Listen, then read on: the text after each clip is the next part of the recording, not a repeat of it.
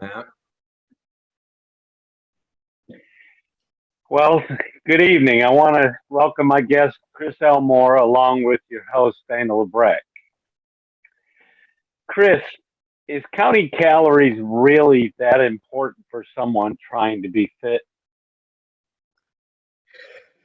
Oh, Dana. So I'm going to start off with a general no, because you need to define what's fit, because everyone's going to say what is that for them. Simple example, my son is getting ready to do the Appalachian Trail. So getting fit there is probably a little bit different than what you or I do to get fit. Right. But even in his case, it's not a okay, well, I got to boost my calories or drop my calories. I believe that in general, people need to, one, listen to their bodies, but two, understand the quality of the calories versus the quantity of the calories that they're putting into their body. Understand. Um, is beef a good source of protein versus plant-based protein? Boy, there's going to be some folks that want to weigh in on the whole plant-based, vegan. There are good plant-based proteins. It's a lot easier in this world to go with the non-plant-based protein and have a broader, denser variety. And not being vegan, not running down that myself, it's not something I dive into. It's not an area that I have counseled people in the past who want to go into a vegan lifestyle. And that's where I always recommend go to someone who walks it, lives it, breathes it, because they're going to walk you through that. But if you're looking at the macro level, whether you get it vegan, whether you get it non-vegan, that's what's going to be important. Is it a quality protein? Are you getting it in the amounts that your body needs? And if you're going yes and yes, then whether you go one way or the other way, I'm not going to push on that. I've seen people successfully do that and at a competitive level. Gotcha. Because, excuse me, because that's when you just said that, finding the optimal amount for you personally, that is the key right there because um, we all can fall short if we're not careful because it's so important to really know what is the best choice for you personally itself because as we age of course things break down a lot faster and it seems like um I can't get enough because I mean I can shovel so much in me and it just seems like it's coming out at the same time. But I mean I eat good stuff. I do mix it up. I'm not going to lie to you because I mean I eat my chocolate. I eat meat. I eat chicken. I eat fish. I eat plant based stuff. So yeah, I'll never say that um, I'm just strictly on one diet or the other. Let's say it that way. And I think that's an important recognition because I can look at what I've had today and making it very simple. I had a nice spring greens mixed salad with avocados and olives and hemp hearts and nutritional yeast. So if you actually look at my diet today, it's all been plant-based protein, all of Right. it. Now, yesterday, I followed the same path with the exception of, well, no, without that exception. So I don't follow one or the other. But right now, I'm intentionally. So I walked, for example, as you may recall, Dana, from dropping over 80 pounds via keto. So I understood how to do that, how to move through it.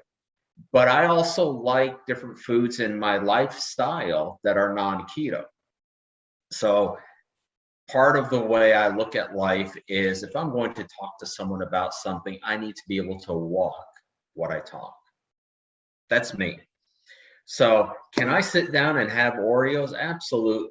And I probably had a couple of handfuls of Oreos over the course of this week. I like Oreos. So if I like Oreos and I'm not on some, I'm not getting ready for a competition or something else, and I haven't competed for a couple of decades, okay? But I understand, having walked that path, what it takes. And when I'm walking a path, you eat for that. My son, who's getting ready for the Appalachian Trail, I can tell you he doesn't chow down on Oreos, but he doesn't sit there and go, oh, yeah, grandma's pot pie is not exactly the right macro set. I can't eat that. He's like, yeah, no, I like it. And he'll be hitting it in the gym and doing deadlifts and cranking it out there. We have to watch and listen to our bodies and grab those macros that way. Right. Do you think fish is a better choice for an individual than chicken? I prefer it myself. Then the thing behind fish, when you do that, is you start to need to look where and how it's sourced. Because there are, unfortunately, with mercury poisoning and the different issues, there are actually different parts of the world, different parts of the ocean, even if it's wild caught, where it's just so high in poisonous compounds, versus, okay, now here's where the fields are that haven't been polluted and are going to have that best, the quality that you need. So there's really a balance to it. The other part behind it is it's harder to regulate fish. So unless you know the producer and the brand and the type of fish and it's visually identifiable, and you can go out on the internet, you'll see all this stuff. There's so much integrity that's lost on some of your white fishes. So just these are things that you need to be aware of if you move into it, the quality of the food that you get. Right. Would you agree that less eating is healthier and that it can prolong life expectancy? Oh, definitely. Definitely. The amount of research that's out there that just shows the benefits for this. And this is without even getting into the spiritual side, biblical side of the equation. Is look at what the science is. Science is finally catching up with that aspect. And it's like, oh, yeah, actually, your body repairs itself and does a better job if you'll give it that periodic fasting. It needs that time. And it's amazing what the body can actually do as far as um, over that period, too, because even going a day or so, or even skipping a meal or two, it doesn't hurt anybody because I know I've done it. I I know this guy that lives around the corner, and he's just a little guy too, but he has to live on a strict regimen. He eats at such and such a time, breakfast, lunch, and dinner every day. It's always the same thing. If he's off by a half hour, an hour, he's worried about it, and I can't live that way. So Uh, yeah, you're hitting on very important things. There are benefits to regularity, and that's listening to your body, because some people are going to thrive more than others in a standardized environment. And that's not necessarily just physical, but they might mentally and emotionally thrive that way.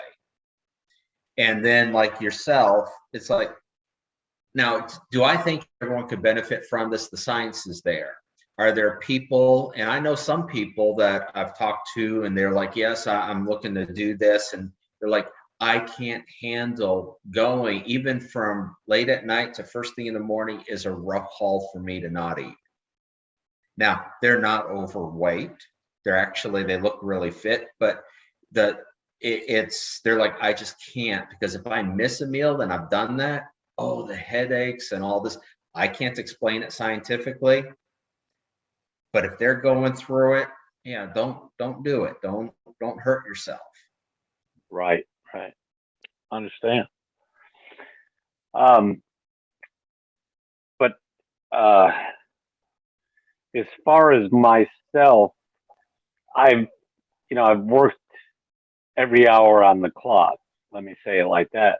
So I had to learn to adjust to, say, working a day shift, normal working 7 to 5, we'll just say, and then another type of 1 to 10, or another type working 11 to 7. So my clock was all over the place. Because honestly, it it was very rare for me to have um, a normal routine when I was younger, of course. But now I'm more of I don't have to eat right away when I get up in the morning. But then again, I love it. I do enjoy it. But I'm more of a coffee drinker when it comes morning time, because that's just who I am. Right. And see, and then at the same time, I'm always having to do something anyways, because I take care of chickens and my other animals and stuff like that. But like after this, I'm going to go take care of my dogs and lock my chickens up again. But at the same time, when it comes morning time, dogs go outside every morning. Um, I got that coffee going right away, and you know I go on with my day. Now,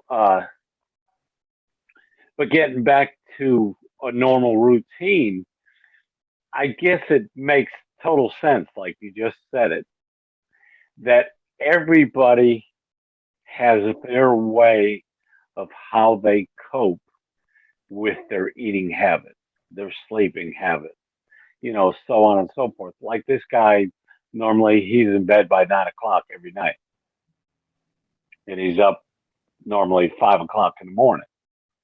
And he's a year older than I am. But the thing is he's been physically conditioned from cycling, because he cycles all the time, and I guess that's what gives him that type of routine. Even though he's got a pot belly, he's still physically fit, because his blood pressure is awesome. I go on and on, and he's on medication and stuff like that, and disabled. But yet at the same time, that cycling for him is his way of actually staying in shape, because it's a low impact exercise, versus where he even loves to jump rope and stuff like that, blah blah blah. But he can't get into lifting weights because of the different injuries that he's had, stuff like that. I mean, he can do dumbbells and stuff like that, but nothing heavy. Let me say it like that. And that's where I give him credit. And that, I guess there it is. Me being so much different than he is because of who I am versus who he is. That's all it is. And vice versa with you too, because you live your own routine, and I mean, you've been competitive and everything, and so, and you're still working full time and stuff like that. So, you have a family that from little one on up. So it's amazing, and that's awesome. And you know exactly what your body needs and what it can take and what it can't take, because Yeah. you've been living it. So, but anyways, I think this was great. Again, I'm going to end this, and we can talk for a few minutes more, whatever, if you got the time, and we'll go from there. All right.